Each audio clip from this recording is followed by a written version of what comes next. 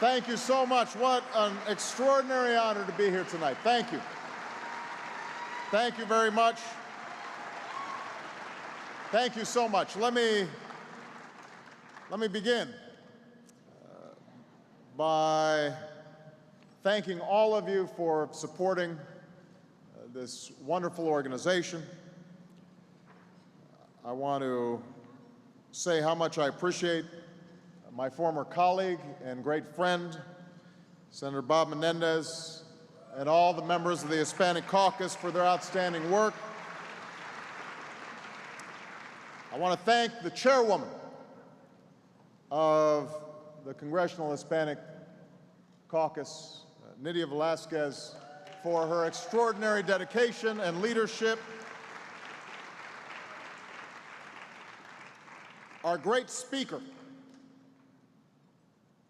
who has been a partner in every single tough fight that we have had so far, and none of them have been easy, but she is helping to move this country forward, Nancy Pelosi.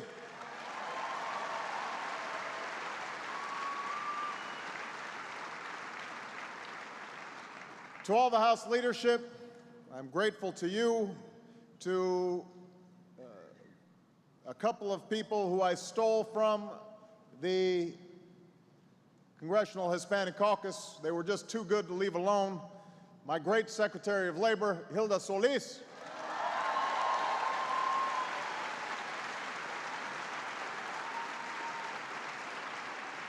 And my outstanding Secretary of the Interior, Ken Salazar.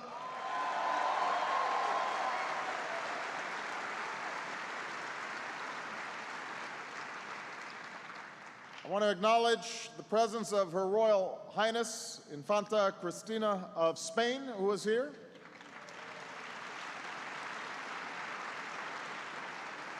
And our own royalty, somebody who we have become so extraordinarily proud of, somebody who I've just come to adore, and who is going to make us proud for many, many years to come, because she is not term limited. The newest justice of the Supreme Court, Sonia Sotomayor.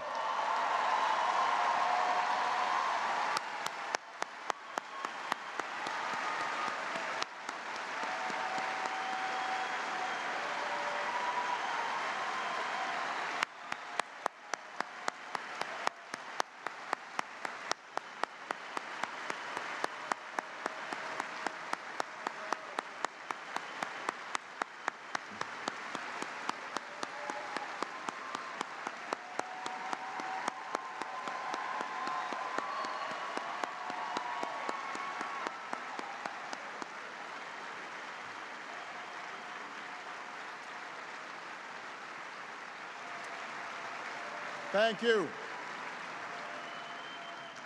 Well, Michelle and I are so pleased to be here among such good friends. I want to congratulate Mark Anthony, not only because it's his birthday, but also because he's being honored tonight as an artist who has shared not only his music, but his heritage with all of us. And I'm sure it has nothing to do with the fact that Nydia has a crush on you, that you were provided this award. She's not alone. I'm telling you, J-Lo, watch out.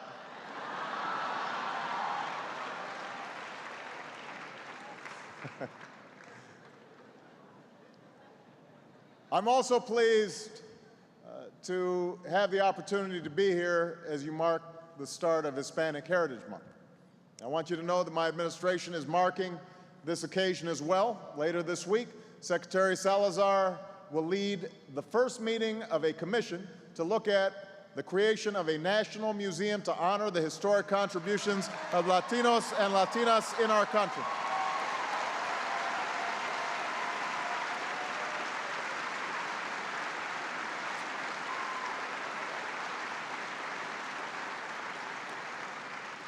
Everybody here understands how important those contributions have been and will be.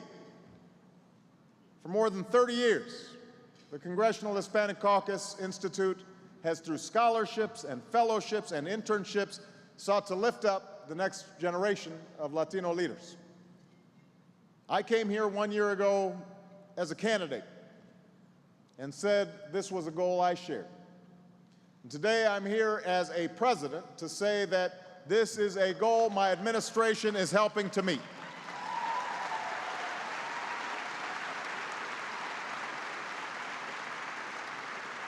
Now, you don't have to take my word for it. You can ask Ken or Hilda or any of the many young Latinos and Latinas, including 4 from CHCI fellows, who work tirelessly in the White House and throughout my administration every single day. I mean, I don't mean to brag, but the number of Latinos and Latinas I've nominated to senior positions at this point exceeds that of any administration in history, and we are not finished yet.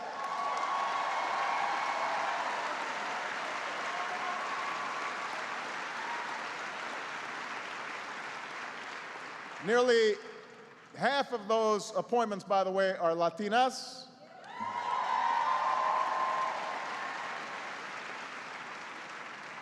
And every single one of them wasn't just the best Latino for the job, but the best person for the job.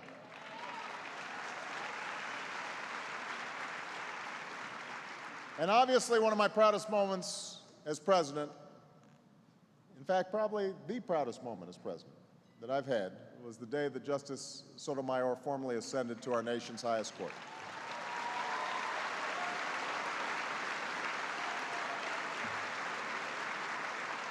You know, we stood where generations of justices had served, in that ornate chamber, and as she lifted her right hand to take the oath, our nation took one step closer to fully realizing the founding ideals that the court itself was established to defend. And across America, millions of children's sights are now set higher.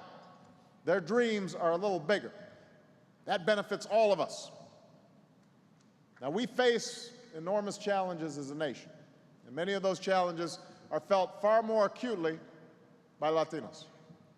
But our ability to solve any of the problems we face, from healthcare to education, from economic recovery to immigration reform, depends on our willingness to recognize that our destiny is shared.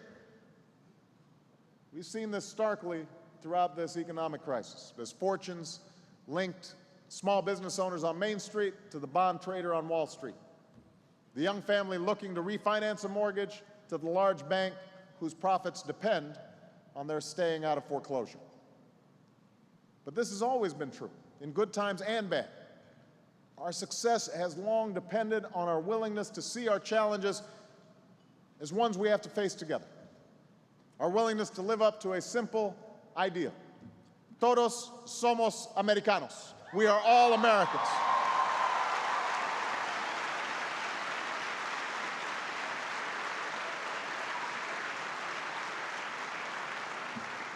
Because when there's a young Latina stuck in a crumbling school who starts to actually believe she's worth less because she doesn't have more, that isn't just a problem for that child.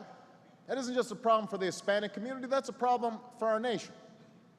That's why I've challenged states to raise the bar across their early education programs so that more of our children enter kindergarten ready to learn. That's why I've called for a new race to the top to reform America's schools and provide students with the knowledge and the skills they need for the 21st century. That's why we will address the dropout crisis that plagues far too many communities and commit to increasing access to college and success at college so that America can once again have the highest proportion of college graduates in the world. That depends in part on making sure that Latinos and Latinas have access to higher education, and that's a commitment of our administration.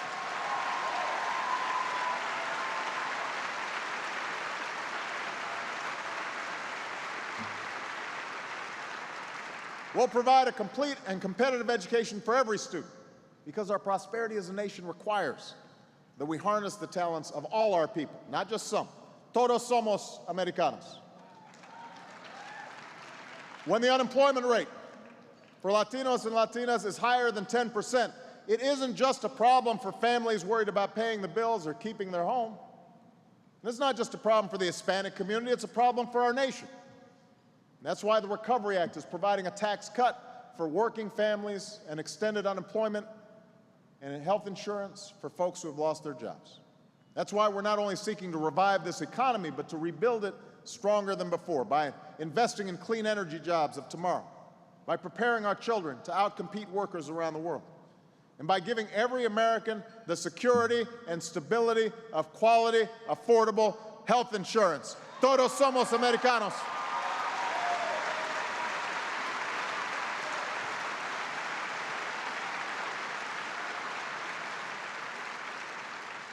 You know how important it is to pass health insurance reform? You know that Hispanics are more likely to be uninsured, and Hispanic small business owners, like all small business owners, are struggling with higher health care costs than large companies, costs that are rising all the time. So I'm grateful to so many of you for the support that you've shown from the beginning of this effort. But the problems in our health care system aren't just a Hispanic American problem, they're an American problem. That's why we'll offer tax credits to individuals to help them afford coverage, and to small business owners to help them provide coverage for their workers.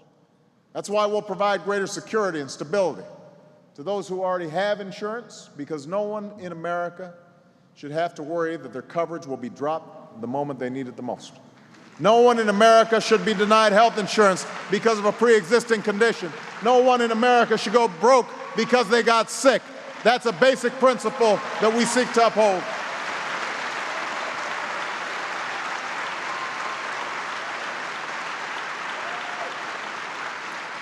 Now, as you know, there's been a little controversy about who exactly will be covered under reform. And I want to be clear.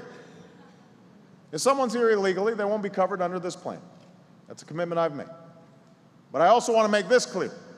Even though I do not believe we can extend coverage to those who are here illegally, I also don't simply believe we can ignore the fact that our immigration system is broken.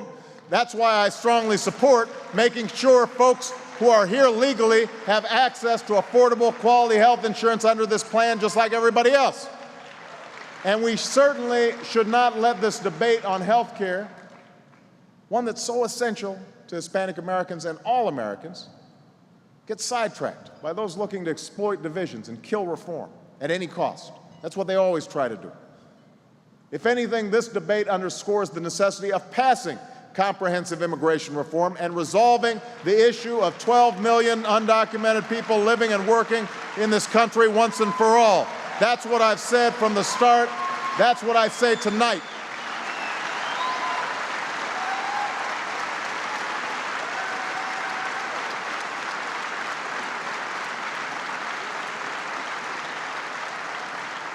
I've asked Secretary Janet Napolitano to lead the conversation with stakeholders both on and off Capitol Hill, and I know that she's met with many of you.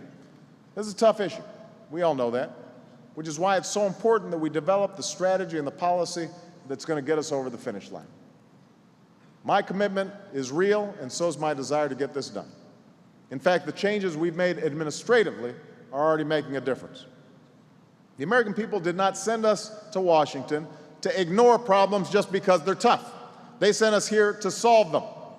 And that's what we can and must do on immigration reform. On all these issues, you understand what's at stake because you see it. You experience it in your communities every single day. Whether it's health insurance reform or immigration reform, fixing our schools or reviving our economy, it is essential that we put aside the petty and the partisan, that we don't fall prey to arguments that would divide us, that would suggest that progress in America is a zero-sum game. We know the opposite is the truth. We know that here in America, we only prosper as one nation, as one people. We know that here in America, we rise or fall together. Todos somos americanos. We are called to rise above the politics of the moment to meet the challenges of our time. That's why I'm here. That's why the Congressional Hispanic Caucus is here. That's why all of you are here, because I know and you know that this new generation of Hispanic leaders, the focus of this gathering and this organization, all of you know you haven't worked so hard and come so far just to watch history. You came here to make history. Together, that's what we can do. Together, that's what we must do. That's what we're already beginning to do. I am absolutely confident that if all of us work together, if all of us support the extraordinary efforts of the members of the Congressional Hispanic Caucus, if you support the efforts of this administration to finally fix our immigration system and put our kids into college and make sure that folks can stay in their homes and that job opportunities exist for everybody and not just some, if we can lift the tone of the debate so that we're not scoring political points just by turning on each other, but we're instead scoring points for all of America by solving problems. If that's our attitude, nothing can stop us. Think about how far we have come, but we have so much more to do. We have so much more, such a longer road to travel. It's going to be up to all of you. And I am grateful for the opportunity to be your partner in this extraordinary journey. Thank you very much, everybody. God bless you. And God bless the United States of America. Thank you. Thank you.